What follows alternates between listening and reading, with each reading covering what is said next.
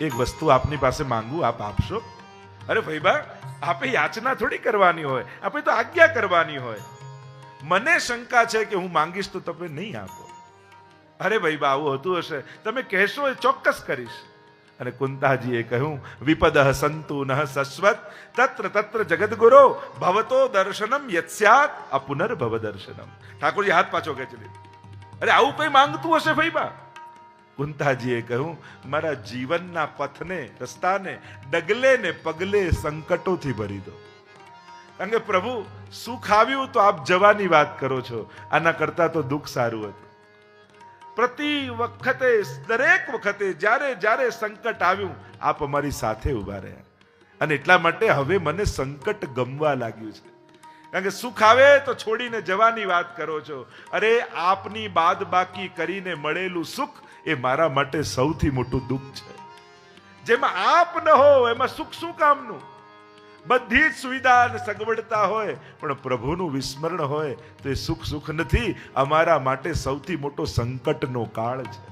કહ હનુમંત વિપત્તિ પ્રભુ સોહી, જબ તવ સુમિરન ભજન ન હોય. આપને ભૂલીએ એનાથી મોટો દુઃખનો કાળ બીજો કોઈ નથી.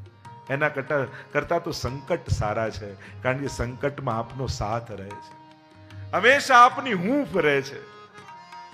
અને પ્રભુ, અમે સાધારણ જીવો, આ સંસારને છોડવાની તાકાત અમારામાં નથી. અને સુખ આવે છે ને તો સંસાર વધી જાય છે. દૂર દૂરના સગા, અમારે તો બહુ નજીકના સગા, અમારે તો સાવ નિકટનો, અમારો તો સીધો સંબંધ, ઉલટાનું લૌકિક વધી જાય છે. અને લૌકિક છોડવાની તાકાત અમારામાં નથી. અને પ્રભુ, એટલે જ તો દુઃખ માંગુ છું, કારણ કે સુખમાં સંસાર વધે છે, પણ દુઃખ આવશે ને તો સંસારના લોકો જ અમને છોડીને જતા રહેશે. એટલે અમારે છોડવાની ચિંતા જ નહીં. પ્રભુ, અમે આપના વગર કોઈ સુખ માણવા ઈચ્છતા નથી. કારણ કે દરેક દુઃખ સમયે કોઈ હતું ન હતું, આપ અમારી જોડે હતા. જોજો, જ્યારે દુઃખ આવશે ને, કોઈ ને કોઈ રૂપે ભગવાન તમારી સાથે આવશે. બસ આપણી આંખની કમી હોય છે કે એને જોઈ શકતા નથી.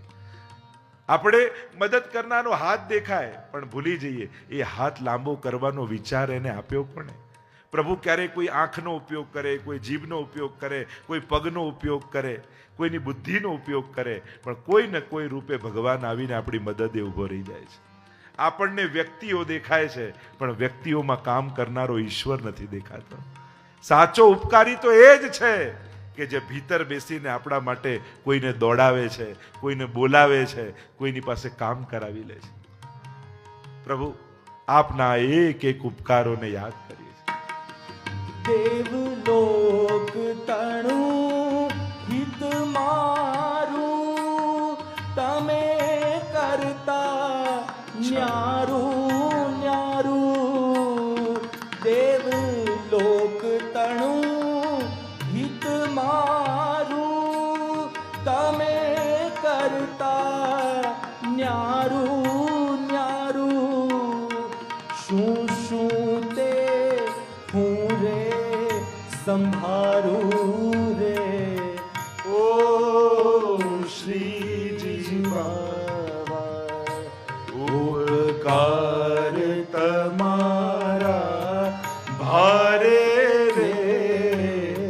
ઓ શ્રીજી. કુંતાજી કહેને લગી, બે હાથ જોડીને એક વાત કરું છું પ્રભુ. દરેક સ્ત્રી બે જગ્યાએ બંધાયેલી હોય, પતિ પક્ષમાં અને પિતા પક્ષમાં. હું 3 જગ્યાએ બંધાયેલી છું. પાંડુ છું, વૃષ્ણિ છું, મારા સસરા પક્ષમાં, મારા પિયર પક્ષમાં, અને મારું ત્રીજું બંધન આપની સાથે છે. પ્રભુ, એક કામ કરો, બંને હાથમાં ખુલ્લી ખડગ લઈ લો અને બંને હાથથી ખુલ્લી ખડગથી મારા બંને લૌકિક બંધન કાપી નાખો, જેથી મારું કેવલ બ્રહ્મ સંબંધ રહી જાય, કૃષ્ણ સંબંધ રહી જાય. કારણ કે સાચો સંબંધી તો એ જ છે. બાકી તો બધા સ્વાર્થના સંબંધ છે. અહીં કોણ ભલાને પૂછે છે? આ તો સંજોગ ઝુકાવે છે, નહીં તો કોણ ખુદાને પૂછે છે? સંબંધો ક્યાંક ને ક્યાંક સ્વાર્થના પાયામાં છે. આપનો એકમાત્ર સંબંધ નિસ્વાર્થ છે. કોઈ કારણ વગર આપ કૃપા કરનારા છો. પ્રભુ, આપ ન જાઓ અમને છોડીને. પ્રભુ કહેવા લાગ્યા, પણ મારા બધા જ સ્વજનો દ્વારિકામાં આટલા વર્ષોથી મારી પ્રતીક્ષા કરી રહ્યા, કેટલો સમય મને થયો હસ્તિનાપુર પાંડવોની રક્ષા માટે, હવે મારે દ્વારિકા જવું છે. અને પ્રભુ જ્યાં દ્વારિકા જવા માટે રથ ઉપર સવાર થયા, એટલામાં એક દૂત દોડતો દોડતો આવ્યો, મહારાજ ઉભા રહો, મહારાજ ઉભા રહો. કોણ છે તું? પ્રભુ, આપે કોઈને વચન આપ્યું છે, આપ એમને એમ ન જઈ શકો. અને પ્રભુને કંઈ યાદ આવ્યું, તુરંત રથ પરથી નીચે ઉતરી ગયા. એવી કથા કહેવામાં આવે છે કે યાદ આવ્યું કે પ્રભુએ ભીષ્મજીને વચન આપ્યું હતું કે મારો અંત સમય આવે ત્યારે દર્શન આપવા પધારશો. એ મહાભારતમાં કથા કહે છે. મહાભારત બહુ અદ્ભુત કથા છે. મહાભારતમાં તમે જોવા જાઓ ને તો વિલન કોણ? તો કે સમય. ઘણીવાર કોઈ વ્યક્તિનો દોષ નથી હોતો, સંજોગો એવા હોય છે, સંજોગો વિપરીત હોય છે. અને સમય જ્યારે દુશ્મન બને ને ત્યારે સારા સારા માણસો પણ ક્યાંક નિર્ણય લેવામાં કે કોઈ નિર્ણયને સમજવામાં ચૂક થઈ જતા હોય છે. તો મહાભારત જુઓ તો એમ આખું તમે ક્રમ જુઓ મહાભારતનો, શાંતનું. અને પોતાના પિતા ખાતર ભીષ્મજી પ્રતિજ્ઞા કરે છે કે હું અખંડ બ્રહ્મચર્ય ગ્રહણ કરીશ, આ જીવન બ્રહ્મચારી રહીશ મારા પિતાના સુખ માટે. અને ધૃતરાષ્ટ્ર, પાંડુ અને વિદુર ત્રણેય પુત્રો થયા. ધૃતરાષ્ટ્ર રાજા બનવો જોઈએ પણ અંધ છે અને રાજ્ય શાસન ન કરી શકે, એટલે પાંડુને રાજા બને. સંજોગો જુઓ તમે. એટલે ઘણી વાર એ સમયના સંજોગો કેવા હોય અને એ સમયે લેવાયેલા નિર્ણયો તમે આટલા વર્ષો પછી મૂલ્યાંકન કરવા બેસો ને તો ખોટા પડો. ઘણીવાર આજે આપણે નિર્ણય, આટલા વર્ષ પહેલા ગાંધીજી આમ કર્યું, આટલા વર્ષ પહેલા આમણે આમ કર્યો, એના કરતા આવો ને. પણ એ સમયે કેવા સંજોગો હોય કોને ખબર? એ સમયે ભગવાન રામે આમ કર્યું, ભગવાન કૃષ્ણે આમ કર્યું, આવા મહાત્માએ આમ કર્યું. આજે એ જ આટલા વર્ષ પહેલા લેવાયેલા નિર્ણયોનું મૂલ્યાંકન આજના સંજોગો, આજના વિચારો પરથી તમે કરવા જાઓ ને તો ક્યાંક ખોટા પડો. કારણ કે એ સમયના સંજોગો જુદા હોય. તમારે એ સમયનો માહોલ વિચાર કરી અને પછી કંઈક સાર કાઢવો પડે. ઘણીવાર ઘણા લોકો ભૂતકાળમાં લીધેલા નિર્ણયોને આજના વર્તમાનમાં મૂલવવા જાય છે ને તો એ લોકો ખોટા પડતા હોય છે.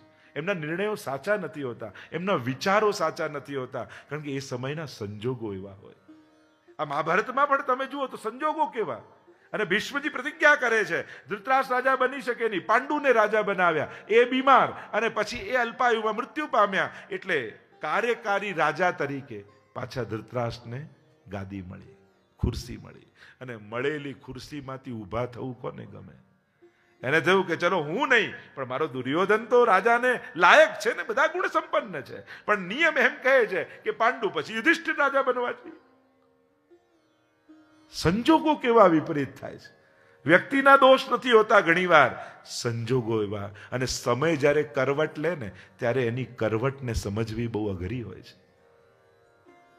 અને એ ખટકો મનમાં છે દુર્યોધનના કે મારો અધિકાર, યુધિષ્ઠિર તેના રાજા. અને ત્યાંથી શરૂઆત થાય છે છલ કપટની. આવા સંજોગો. એટલે આ બધું જીવનમાં જ્યારે સંજોગો, ભૂતકાળ અને એ સમયે લેવાયેલા નિર્ણયો, એ સમયે થયેલી ઘટનાઓ, એ આજે આટલા વર્ષ પછી એને જોવા જાઓ તો એના માટે બહુ મોટી બુદ્ધિથી વિચારવું પડે, બહુ દૂરંદેશીથી વિચારવું પડે. અહીંયા મહાભારતની ઘટનાઓ, અને જ્યારે એમ કહેવાય છે કે મહાભારતનું યુદ્ધ ચાલી રહ્યું છે, આટલા પાંડવો યુદ્ધ લડી રહ્યા છે ને આટલા કૌરવો મર્યા પણ એકે પાંડવ નથી મર્યો. અને દુર્યોધન આવીને ભીષ્મજીને ફરિયાદ કરે છે કે દાદાજી આ બરાબર યુદ્ધ લડતા નથી. ભીષ્મજી જ્યાં સુધી સેનાપતિ છે ને ત્યાંથી ધૃતરાષ્ટ્રને પણ એમ ભરોસો છે કે જીતવાના તો અમે જ છીએ ને. એટલે ભગવાને જ્યારે વ્યાસજીએ કહ્યું ધૃતરાષ્ટ્રને કે તને હું એવા દ્રષ્ટિ આપું કે તને યુદ્ધ દેખાય, તારે જોવું છે? ધૃતરાષ્ટ્ર કે મારે કાંઈ જોવું નથી. કારણ કે એને ભરોસો હતો ભીષ્મજી જ્યાં સુધી અમારી પાસે છે ત્યાં સુધી કોઈ વાળ પણ વાંકો કરી શકે એમ નથી. એટલે ગીતાજી છે ને એ લાઈવ ટેલિકાસ્ટ નથી, એ રિપીટ ટેલિકાસ્ટ છે. 9 દિવસનું યુદ્ધ થઈ ચૂક્યું છે. અને ભીષ્મજી જ્યારે બાણસૈયા પર પડ્યા ત્યારે ધૃતરાષ્ટ્રને ચિંતા થઈ કે અરે આ થશે શું? પછી સંજયને બોલાવે છે અને ધર્મક્ષેત્રે કુરુક્ષેત્રે સમવેતા યુત્સવ મામકાહ પાંડવાશ્ચૈવ કિમ કુર્વત સંજય. શું કરી રહ્યા? ત્યારે એને ચિંતા થાય છે. 9 દિવસનું યુદ્ધ થઈ ચૂક્યું છે. પછી ગીતાજી જે ગવાઈ હતી એ સંજયે કહી છે. ભીષ્મજી પાસે ફરિયાદ લઈને આવ્યો દુર્યોધન, આ પક્ષપાત કરી રહ્યા છે. ઠીકથી યુદ્ધ લડી નથી રહ્યા. આટલા કૌરવ મર્યા અને એકે પાંડવ ન ગયો. અને ત્યારે ભીષ્મજીએ કહ્યું, કાલે હું પાંડવો સાથે ભયંકર યુદ્ધ કરીશ. અને પ્રભાતે બ્રહ્મ મુહૂર્તમાં તારી પત્નીને મોકલજે. જ્યારે હું મારી છાવણીમાં ધ્યાનમાં બેઠો હોઉં ત્યારે એને અખંડ સૌભાગ્યવતીના આશીર્વાદ આપીશ. પછી તારો કોઈ વાળ પણ વાંકો નહીં કરી શકે. અને આ સમાચાર મળ્યા દ્વારિકાધીશને. દુર્યોધનની પત્ની જાય ને પેલા દ્રૌપદીને જગાડી, ઉઠ જાગ. અરે આટલા સવારમાં આપ અહીંયા ક્યાંથી? પ્રશ્ન ન કરીશ મારી જોડે ચાલ. પણ જવાનું ક્યાં છે? પ્રશ્ન ન કરીશ. પાછળ ચાલવા લાગ્યા. અરે આ તો દાદાજીની છાવણી છે. હા, અંદર જા, પગે લાગ, જે આપે એ બોલ્યા વગર લઈને બહાર આવી જજે. અને કદાચ જો પૂછી લે ભીષ્મજી કે કોની સાથે આવી છું, તો મારું નામ તો કહેતી જ નહીં. અને ભીષ્મજી ધ્યાનમાં બેઠા છે, જાણે બ્રહ્મની સાથે તાર જોડાયેલા છે. સમાધિમાં ભીષ્મજી છે. આવીને ચરણના સ્પર્શ દ્રૌપદી કરે છે. તેવું કે દુર્યોધનની પત્ની આવી અને બે હાથ ઊંચા કરીને ભીષ્મજી આશીર્વાદ આપ્યા, અખંડ સૌભાગ્યવતી ભવ. અને દ્રૌપદીનો તો આનંદ જ માયો નહીં. અરે દાદાજી બહુ મોટી કૃપા કરી દીધી. હવે એકે પાંડવમાંથી આપ એકે પાંડવને ન મારી શકો. ભીષ્મજીએ કહ્યું, પણ તું અહીંયા ક્યાંથી? તને અહીંયા લાવ્યું કોણ? અને દ્રૌપદીને યાદ આવ્યું કે પ્રભુએ તો બોલવાની ના પાડી હતી. એટલે ગભરાતા કહ્યું, હું તો મારી સખી સાથે આવી છું. ભીષ્મજી કહે, મારે તારી સખીને જોવી છે. અને પ્રભુએ પોતાનું પીતાંબર કાઢીને ઘૂંઘટો તાણી લીધો બહાર. અને ભીષ્મજી લઈને આવ્યા દ્રૌપદીને અને ઘૂંઘટો તાણીને ઊભા કૃષ્ણ. અને જ્યાં ભીષ્મજીએ ઘૂંઘટો ઊંચો કર્યો, બોલો દ્વારિકાધીશ કી જય. અને મંદ સ્મિત કરતા પ્રભુનું મુખ જ્યાં દેખાયો અને દડ આંખોમાંથી અશ્રુપાત ભીષ્મજીને થવા લાગ્યા. પ્રભુ, ભક્તોનો આવો પક્ષપાત આપ કરો છો. ભક્તોની રક્ષા માટે આપ આવા પરિશ્રમ કરો છો. વચન આપો પ્રભુ, મારો અંત સમય હોય ને તો આવા જ સ્મિત કરતા મુખારવિંદના દર્શન આપવા પધારશો. અને પ્રભુ વચન આપે છે, આ દાદાજી અંત સમયે હું સામે આવીને ઉભો રહીશ. બાણ સૈયા પર સૂતા છે ભીષ્મજી. આખા જીવનનો અનુભવ લઈ શાંત ચિત્તે, ચહેરા પર કોઈ અફસોસ નથી, પરમ શાંતિ છે. શ્વેત વસ્ત્રો, શ્વેત દાઢી ને શ્વેત કેશ લાંબા. કે છે ને ઉત્તરાયણની પ્રતીક્ષા ભીષ્મ. એમ કહેવાય કે ઉત્તરાયણના દિવસે જેનો દેહ છૂટે એની તો સદગતિ થાય. એટલે એમ કે ઉત્તરાયણની પ્રતીક્ષા કરીએ કે સૂર્યની બે ગતિ, દક્ષિણાયણ ને ઉત્તરાયણ. પણ આચાર્યો તો અર્થ કર્યો, ઉત્તરાયણ એટલે ઉત્તરા એટલે અભિમન્યુની પત્ની અને અયન એટલે એના ગર્ભમાં જેણે નિવાસ કર્યો એવા કૃષ્ણની પ્રતીક્ષા ભીષ્મજી કરી રહ્યા છે.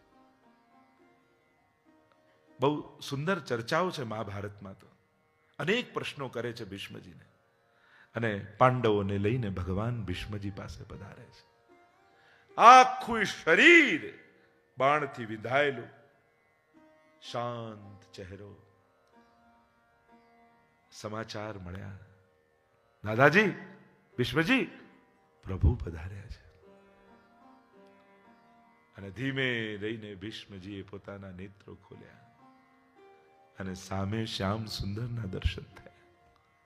નેત્રોના બંને ખૂણામાંથી દડ અશ્રુપાત થવા લાગ્યા. સ્મિત કરતા પરમાત્માના મુખારવિંદને જોઈ ભીષ્મજી સ્તુતિ કરતા બોલ્યા, ઇતિમતિ રૂપ કલ્પિતા વિતૃષ્ણા ભગવતી સાત્વત પુંગવે વિભુમ્ની સ્વસુખમુપગતે ક્વચિદ્વિહર્તુમ પ્રકૃતિમુપેયુષીયત ભવ પ્રવાહ. પ્રભુ, મને ભરોસો હતો કે આપ પધારશો. આપના ઉપર પૂર્ણ વિશ્વાસ હતો. આપ મારા મૃત્યુને બગડવા નહીં દો. પ્રભુને ભરોસો આપો, જીવનભર હું આપને સાચવીશ. પણ જ્યારે અંત સમયમાં મારા પરથી કંટ્રોલ જતો રહે, એવા સમયે તમે મને સાચવી લેજો. હું જીભ ઉપર કાયમ આપને રાખીશ, પણ જ્યારે જીભ ઉપર મારો કોઈ કંટ્રોલ ન રહે, ત્યારે એ જીભ ઉપર આપ આવીને બેસી જજો. કારણ કે અંત સમયમાં આ જીભ હરિ કૃષ્ણ પ્રભુ બોલે ન બોલે કોને ખબર, આ ઉપડે કે ન ઉપડે કોને ખબર. જ્યારે કોઈ નિગ્રહ મારી ઇન્દ્રિય ઉપર કોઈ જ્યારે વશ ન રહે, મારી ઇન્દ્રિયો ઉપર મારો, ત્યારે પરમાત્મા હે પ્રભુ એ ઇન્દ્રિયો પર તમે તમારો વશ કરી લેજો.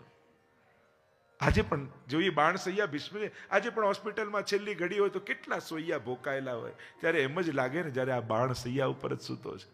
આનો બાટલો ચડે છે, ના ઓક્સિજન ચડે, ના વિટામિન ચડે, ના ગ્લુકોઝ ચડે, કેટલા સોૈયા ભોકા. આ બાણસૈયા નથી. ક્યાંક ને ક્યાંક છેલ્લે આ બાણસૈયા પર બધાને સુવાનો વારો આવે. પ્રભુને એ જ કહીએ, પ્રભુ હું ભૂલું પણ તું ન ભૂલતો. ભીષ્મજી કહેવા લાગ્યા, મને ભરોસો હતો કે આપ પધારશો, એટલે જ આપના માટે મેં એક ભેટ સાચવીને રાખી છે. કઈ ભેટ? અને ભીષ્મજી બોલે છે, ઇતિમતિ રૂપ કલ્પિતા વિતૃષ્ણા. પ્રભુ મારી વિતૃષ્ણ બુદ્ધિ મતિ મેં આપના માટે રાખી છે, જે આજ સુધી ક્યાંય લગાવી નથી. પ્રભુ કહે, દાદાજી ખોટું ન બોલો. જો બુદ્ધિ મારામાં હોત તો પાંડવ પક્ષમાં તમે હોત, કૌરવ પક્ષે ન હોત. અરે આપનામાં હતી એટલે જ તો સામે પક્ષે રહ્યો. કારણ કે પાંડવ પક્ષે રહ્યો હોત તો યુદ્ધના મેદાનમાં વળી વળીને આપને જોવા સંભવ નહોતા. સામે પક્ષે એટલે રહ્યો કે સીધા આપના દર્શન થતા રહે. મારી મતિ તો આપનામાં છે. અરે ભીષ્મજી પ્રભુને જુએ છે એટલે સ્તુતિમાં તમે જુઓ ને, જુએ એટલે કેવલ મુખને નહીં, શ્રમવારી અલંકૃતા છે, મસ્તક પર આવેલા એક પરસેવાના બિંદુને પણ ભીષ્મજી જુએ છે. આવું મતિ ભગવાનમાં છે. સ્તુતિ જ કહી દે છે કે મતિ ભગવાનમાં હતી ભીષ્મજી. અને ભીષ્મજી એકમાત્ર એવા છે જે નૈષ્ઠિક બ્રહ્મચારી છે, છતાંય અંત સમયમાં ગોપીઓને રાસલીલાને યાદ કરે છે. છેલ્લા શ્લોકમાં પ્રભુ આ મતિ આપના ચરણોમાં ધરવી છે. અને બાણસૈયા પર સૂતા સૂતા પણ જે કૃષ્ણની સુંદરતાને માણી શકે ને, એ જ ભગવાનનો ભક્ત થઈ શકે. અને બીજો શ્લોક ગાન કરતા ભીષ્મજી બોલ્યા, ત્રિભુવન કમનમ તમાલ વર્ણમ રવિકર ગૌરવરાંબરમ દધાને વપુરલક કુલા વૃતાનનાબ્જમ વિજય સખે રતિરસ્તુ મે નવદ્યા. ત્રિભુવનમાં કોઈ કમનીય હોય, સુંદર હોય તો આપ છો. આપનાથી અધિક મધુરાધિપતે અખિલમ મધુરમ. અસીમિત સૌંદર્ય કોઈનું. કોઈ ગમે તેટલો સુંદર વ્યક્તિ હોય, એનો ફોટો 10 મિનિટ જુઓ, અડધો કલાક જુઓ, પછી મૂકી દેશો, બહુ થઈ ગયો. ભગવાનને નાનપણથી જોતા આવ્યા, પણ હજી રાજભોગના દર્શન કરવા જાઓ અને ટેરો બંધ થવાની તૈયારી હોય ત્યારે એમ લાગે કે હજી 5 મિનિટ ખુલ્લા રહે તો સારું. જેની સુંદરતા તૃપ્તિ ન આપે એને જ સૌંદર્ય કહેવાય. જે પ્રાકૃત હોય એની તૃપ્તિ હોય, જે અપ્રાકૃત હોય એની અસીમિતતા હોય, એની તૃપ્તિ ક્યારે ન થાય, એના ઓડકાર ક્યારે ન આવે. ત્રિભુવન કવનમ તમાલ વર્ણમ. આપ તો તમાલ વૃક્ષ જેવા પરોપકારી છો. કારણ કે મન રે તો વૃક્ષન કો મત લે, કાટે તા પર ક્રોધ નહીં, सींचे ता नहीं स्नेह, और जो वाको पत्थर फेंके ताही को फल दे. આ વૃક્ષ છે. અમે ઘણા પથ્થરો ફેંક્યા આપની સામે, પણ આપે તો હંમેશા કૃપાના ફળ જ આપ્યા છે. તમાલ વર્ણમ રવિકર ગૌરવરાંબરમ. સૂરજના કિરણો જેવું પીતાંબર આપ ધારણ કરીને આવ્યા છો. ત્યાં વેણુ ગીતમાં કનક કપીશમ છે, સોના જેવું પીળું છે. અહીંયા સૂરજના કિરણો જેવું પીળું છે. ત્યાં માયા રૂપ છે, અહીંયા જ્ઞાન રૂપ છે. અહીંયા તો દર્શન આપવા પધાર્યા છે, ત્યાં તો શ્રીઅંગને ઢાંકવાનું છે. રવિકર ગૌરવરાંબરમ દધાને વપુરલક કલાવૃતાનનાબ્જમ. હે વિજય સખે રતિરસ્તુ. આપના ચરણોમાં મારી રતિ થાય. ભીષ્મજી એક એક ઘટનાઓને યાદ કરે છે. સ્વનિગમમ અપહાય મત પ્રતિજ્ઞા. જ્યારે ભીષ્મજીએ પ્રતિજ્ઞા ભગવાને કરી કે હું યુદ્ધમાં રહીશ પણ હથિયાર હાથમાં નહીં લઉં, અને ભીષ્મજીએ પ્રતિજ્ઞા કરી કૃષ્ણના હાથમાં હથિયાર લેવડાવીશ, એની પ્રતિજ્ઞા તોડાવીશ. અને એક પછી એક બાણ ભીષ્મજી છોડે, ભગવાનના કવચ ભીંધાય, ભગવાનનો મુગટ પડે, પણ પ્રભુ શાંત રહી અને રથની લગામ પકડીને ઉભા રહે. અને હવે ભીષ્મજીને થયું કે આ બાણ ઠેકાણે વાગતા નથી. હવે બાણ લઈને જ્યાં અર્જુન તરફ છોડ્યું, અર્જુનનું ગાંડિયું પડ્યું, રથનું પૈડું તૂટ્યું. પડેલો અર્જુનને જોયો ને ભગવાનને આવ્યો ક્રોધ. પડેલા તૂટેલા પૈડાને આંગળીમાં લઈ અને એક સિંહ હાથીને મારવા માટે દોડે એમ ફલાંગો ભરતા ભરતા પરમાત્મા ભીષ્મજીનો ગ્રાસ કરવા માટે ભાગે છે. અને ગતોત્તરીય, ભગવાનનું ઉત્તરીય ભૂમિ પર પડી ગયું. સ્વનિગમમ અપહાય મત પ્રતિજ્ઞા. અને હરિરીવ હંતુ બિભમ ગતોત્તરીય. હરિ જેમ સિંહ હાથીને મારવા દોડે એમ પરમાત્મા ભાગ્યા, પણ માર્યા નહીં. એક કારણે બતાવ્યું કે એ સમયે ભીષ્મજીને મદ આવ્યો કે જો ભગવાનની પ્રતિજ્ઞા તોડાવી, હું જીત્યો ને હાર્યા. પ્રભુએ વિચાર કર્યો કે ભક્તના મનમાં મદ હશે ને મારીશ ને તો અધોગતિ થઈ જશે. મારા ભક્તની હું ક્યારે અધોગતિ ન થવા દઉં. મહાપ્રભુજી સુબોધનીમાં કારણે બતાવે, ભગવાન કાળ બન્યા અને કાળ બનીને ગ્રાસ કરવા ગયા. અને કાળ એ બ્રાહ્મણ છે, અને બ્રાહ્મણમાં એવો નિયમ છે કે ઉત્તરીય પહેર્યા વગર ભોજન ન કરાય. અને ભગવાનનું ઉત્તરીય પડી ગયું એટલે ભીષ્મજીનો ગ્રાસ ન કર્યો. કારણ કે પૃથ્વી કાપવા લાગી. સત્યવ્રત એવા ભગવાન જો પોતાના સત્યવ્રતને છોડી દે તો હમણાં ને હમણાં પ્રલય થઈ જાય, પૃથ્વી સમાપ્ત થઈ જાય. અને ધ્રુજવા લાગી પૃથ્વી, એટલે ભગવાને ધીમે કરીને ઉત્તરીય નાખ્યું ભૂમિ પર અને જાણે આશ્વાસન આપ્યું કે ગભરાઈશ નહીં, આવું કાંઈ થવાનું નથી. હું દોડું તો છું પણ ગ્રાસ નહીં કરું. અનેક અનેક કારણો આપ્યા છે. અને અહીંયા ભીષ્મજી સ્તુતિ કરતા કરતા રાસલીલાને યાદ કરે છે. વિચાર કરો, નૈષ્ઠિક બ્રહ્મચારી એવા ભીષ્મજી જેને સ્વપ્નમાં પણ સ્ત્રીનો વિચાર નથી કર્યો, એ અંત સમયમાં ગોપીઓને યાદ કરે છે. રાસલીલાની પવિત્રતાનું સૌથી મોટું પ્રમાણ કોઈ હોય તે ભીષ્મ સ્તુતિ છે.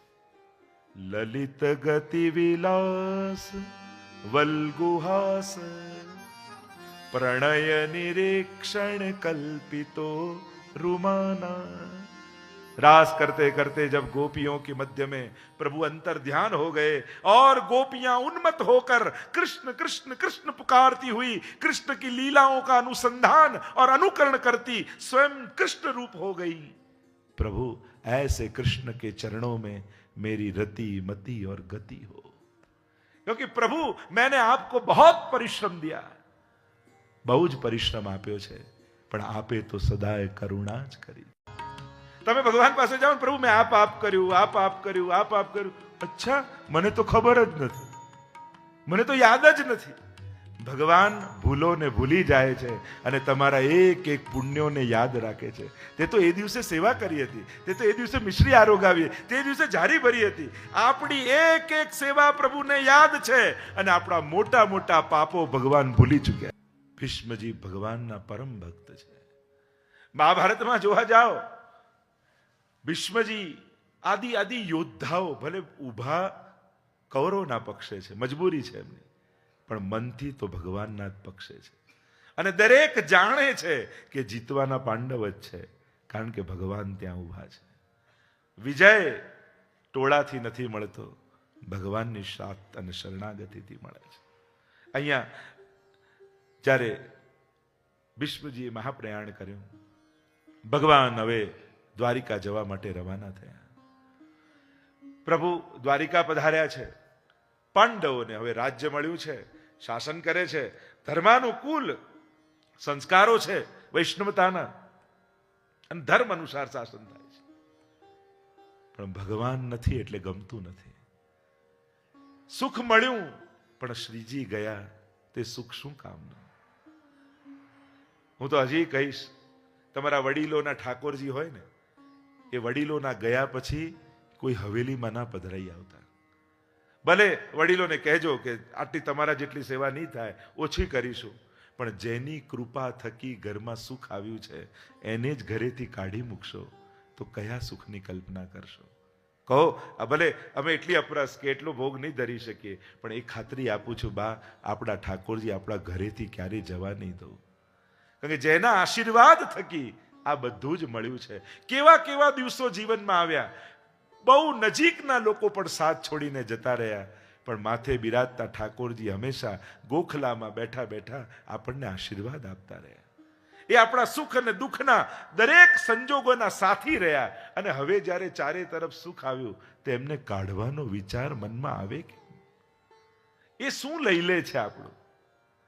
એ તો હંમેશા આપતો રહે છે. ઘરે બિરાજતા ઠાકોરજી તમારા માથાનો ભાર નથી, તમારા જીવનની સુરક્ષા છે. અરે બચાવનારો ઘરમાં હોય ને તો જ નિશ્ચિંત રહેવાય, પણ બચાવનારાને જ ઘરેથી કાઢી મૂકશો તો તમારી રક્ષા કરશે કોણ? પ્રભુ આપણી સુરક્ષા છે, ભગવદ નામ આપણી સુરક્ષા છે, આપણા નિત્ય નિયમો આપણી રક્ષા છે, આપણા બંધન નથી. એક યમનાષ્ટક તમે કરો છો, 5 મિનિટ લાગે, પણ 24 કલાક યમનાજી તમારી રક્ષા કરે છે. તમે એક માળા ફેરવો છો શ્રી કૃષ્ણ શરણમ મમાની, 5 મિનિટ કદાચ લાગે, પણ 24 કલાક ભગવાન તમારી રક્ષા કરે છે. પ્રભુનું લીધેલું નામ આપણા 24 કલાકના સુરક્ષાની ગેરંટી છે. અને એટલે જ મંગળામાં દર્શન કરવા જાઓ ત્યારે મંગળાનો સમય એ આશીર્વાદ માંગવાનો સમય, કે પ્રભુ આજે આખો દિવસ તને ગમે એવો કાઢું, એવા આશીર્વાદ આપ. અને શયનનો સમય એ આભાર માનવાનો સમય, કે પ્રભુ મંગળામાં આશીર્વાદ લઈને ગયો તો આખો દિવસ કોઈ એવું કામ ન થયું કે જે તને ન ગમે, એટલે તારો આભાર માનવા માટે આવ્યો છે. શરૂઆત આશીર્વાદથી કરો, વિરામ એના આભારથી કરો, કે તારી ખૂબ કૃપા મારા પર છે. સંજોગો ઘણા એવા આવ્યા, પણ તારી કૃપાથી મારું મન ક્ષણવાર માટે પણ વિચલિત ન થયું. તે મારા મનને સાચવી લીધું, તારા આશીર્વાદ છે. પ્રભુ પાસે એવું માંગો કે પ્રભુ પાપ મનમાંથી જતું નથી, પાપની ઈચ્છાઓ જતી નથી, પણ જ્યારે હું પાપ કરવા માટે પ્રવૃત્ત થઉં ને ત્યારે તું પ્રભુ મારા સંજોગો ફેરવી દેજે, અને એવા ફેરવજે કે હું પાપમાં ક્યારે સફળ ન થઉં, એવા આશીર્વાદ આપ.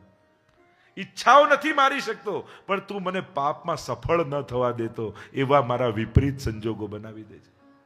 કારણ કે પાપની ઈચ્છાઓ મનમાંથી જતી નથી, નિષ્પાપ મન બનતું નથી, પણ પાપ કરવામાં તું મને સફળ ન થવા દેતો, એવા આશીર્વાદ આપ.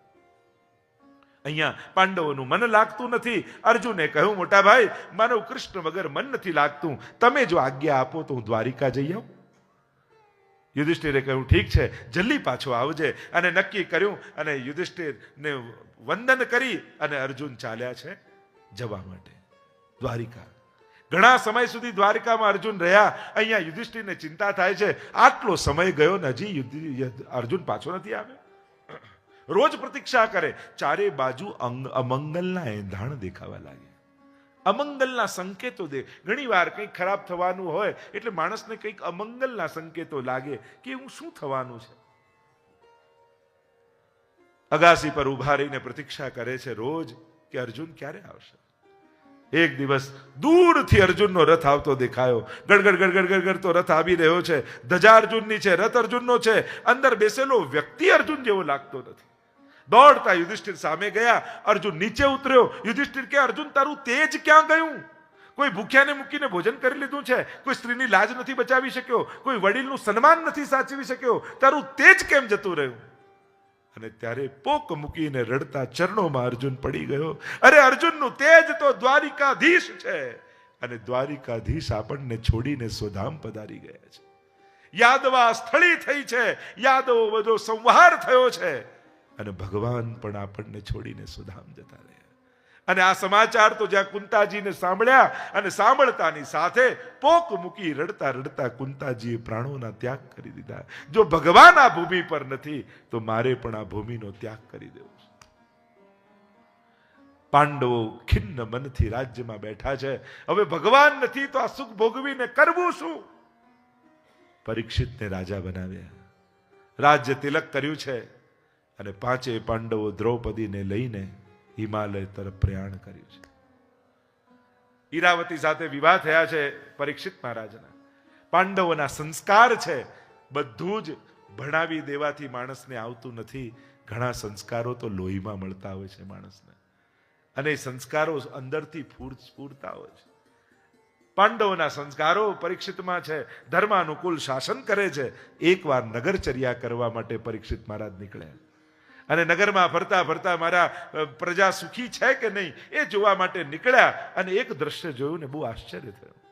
એણે જોયું એક પગ ઉપર બળદ ઊભો છે, એક શૂદ્ર રાજા એને મારી રહ્યો છે અને બાજુમાં એક ગાય ઊભી છે. બળદની આ દુર્દશા જોઈને ગાય રડી રહી છે, એની આંખમાં આંસુ છે. પરીક્ષિતે તુરંત એ શુદ્ર રાજાને પકડ્યો, બાંધ્યો. કોણ છે તું? મારા રાજ્યમાં આવું પાપ તું કેમ કરી શકે? ત્યારે બે હાથ જોડીને વ્યક્તિએ કહ્યું, હું કલિયુગ છું. ભગવાન સ્વધામ પધાર્યા એટલે મારો આવવાનો સમય થયો છે. પરીક્ષિત કહે, તું મારા રાજ્યમાં ન રહી શકે. મહારાજ, બધાને રોકી શકાય, સમયને રોકવાનો કોઈ ઉપાય નથી. મારો હવે સમય છે. પણ તું પાપને પ્રોત્સાહન આપનારો છું, તું મારા રાજ્યમાંથી નીકળ. ચરણોમાં પડ્યો, કરગરવા લાગ્યો. મહારાજ, શરણાગતની રક્ષા કરવી એ તો રાજાનો ધર્મ છે. હું આપના શરણમાં આવ્યો છું. અને સારગ્રહી રાજા છે ને પરીક્ષિત, એણે જોયું કે એમ તો બધા દૂષણ કલિયુગમાં છે, પણ સૌથી મોટું એક ગુણ કલિયુગમાં છે. યત ફલમ નાસ્તિ તપસા ન યોગે સમાધિનામ તત ફલમ લભતે સમ્યક કલૌ કેશવ કીર્તનાથ. સતયુગ, ત્રેતા અને દ્વાપરમાં જે યજ્ઞ યાગાદી આને ઉપવાસના સાધના તપથી થતું, કલિયુગમાં કેવલ પ્રભુના નામ લેવા માત્રથી ભગવત પ્રાપ્તિ થઈ જાય છે. એવો આ કલિયુગ છે. ઘણી વાર આપણે ખુશી થઈ જઈએ, નામ લેવા માત્રથી કલિયુગમાં કૃપા. કદાચ એમ કહેવા માંગે છે કે કલિયુગમાં પ્રભુનું નામ લેવું અઘરું થઈ જશે. કારણ કે નામ પણ એટલું અઘરું થઈ જશે કે એવી અઘરી સાધનાથી ભગવાન મળશે. અને આપણે જોઈએ દિન બરોજના રોજબરોજના જીવનમાં જોઈએ, તમે ટીવી જોતા હો તો કોઈ ડિસ્ટર્બ નહીં કરે, પણ લાવ ને એક માળા ફેરવું, અને જ્યાં હાથમાં લીધી ત્યાં સૂતેલા બાળકોએ જાગી જશે, ડોરબેલે વાગશે, ફોનની ઘંટડીએ વાગશે અને તમને ઊભા કરીને છોડશે. પણ એક માળા એક આસાને પૂરી નહીં કરવા દે. આ કલિયુગનો પ્રભાવ.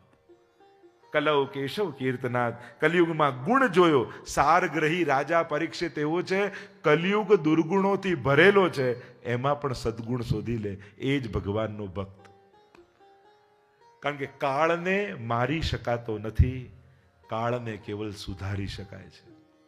તમે કાળને ક્યારે મારી નહીં શકો, રોકી નહીં શકો, કાળનો કેવલ સદુપયોગ કરી શકશો. એટલે ભગવાન 24 કલાક પાપીને પણ આપે છે અને ભક્તને પણ આપે છે. પણ ભક્ત એ કાળનો સદુપયોગ કરીને તરી જાય છે અને પાપી 84 લાખ યોનિઓમાં ભટકતો રહે છે. સમય તો એ જ છે, એનો તમે ઉપયોગ શું કરો એ મહત્વનું છે. અને કલિયુગને કહ્યું ને, ધર્મના એ બળદ બીજું કોઈ નહોતું, ધર્મ હતું. ધર્મના 4 ચરણ તપ, પવિત્રતા, દયા અને સત્ય, અને 3 ચરણને જોડી અને ધર્મને અનુકૂળ બનાવ્યો. પૃથ્વી એ ગાયનું રૂપ લઈને જે રડી રહી હતી, ગાય એ બીજું કોઈ નહોતું. ધર્મની દુર્દશા જોઈ અને રડી રહેલી ગાય એ પૃથ્વી છે સાક્ષાત. અને જ્યારે ધર્મ અનુકૂળ થયો તો પૃથ્વી પણ પ્રસન્ન થઈ અને કલિયુગ શરણમાં આવ્યો ને કહેવા લાગ્યો કે મને રહેવાની જગ્યા આપો, મારો સમય છે. 4 સ્થાન આપ્યા. કહ્યું, દ્યુતમાં કલિયુગ, જુગારમાં કલિયુગ. કલિયુગ એટલે ક્લેશ. જ્યાં જ્યાં આ બધું આવશે ત્યાં ક્લેશ આવશે. આપણે બધા એટલા હોશિયાર છે ને કે જન્માષ્ટમીના નામે રમી નાખીએ. જન્માષ્ટમી છે એટલે ચાલે, પણ કલિયુગનો વાસ કયો છે? દ્યુતમાં કલિયુગ. વ્યસનમાં કલિયુગ. વ્યસન હશે તો કોઈના પ્રકારનું કલહ, ક્લેશ કે દુઃખ જીવનમાં આવવાનું એ નિશ્ચિત છે.